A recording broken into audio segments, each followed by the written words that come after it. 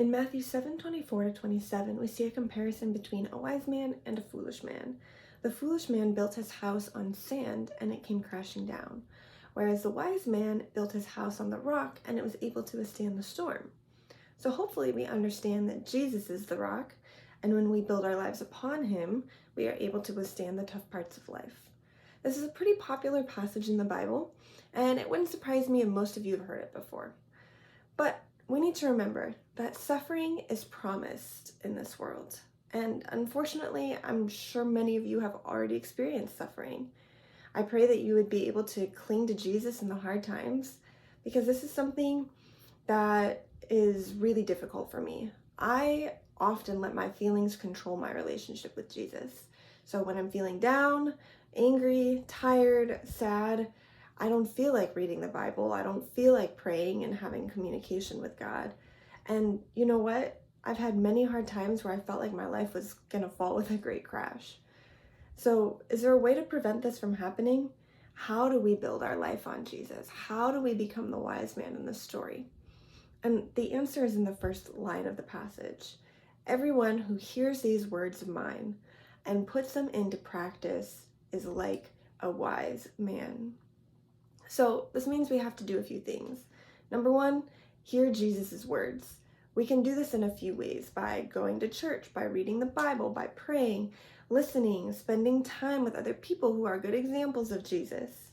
So are you able to hear Jesus' words? Are you seeking him out? Because the next part is impossible if you don't hear his words. The next part says, put them into practice.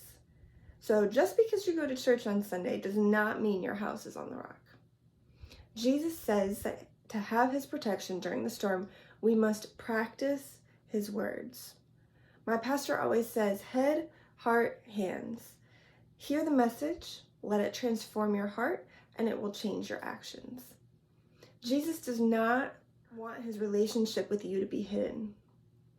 He wants it to be practiced. So the next time you hear an awesome devotion or sermon, set a goal to put it into action for the week. I have no doubt that you will feel God's presence and protection.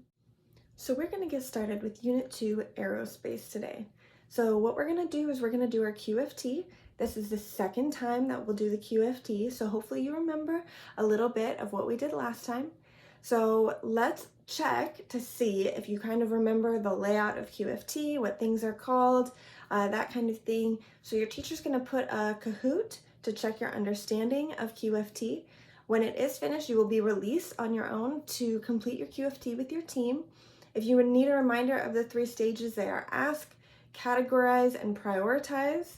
You can check today's date on Canvas, and there will be a PowerPoint that has the QFT information.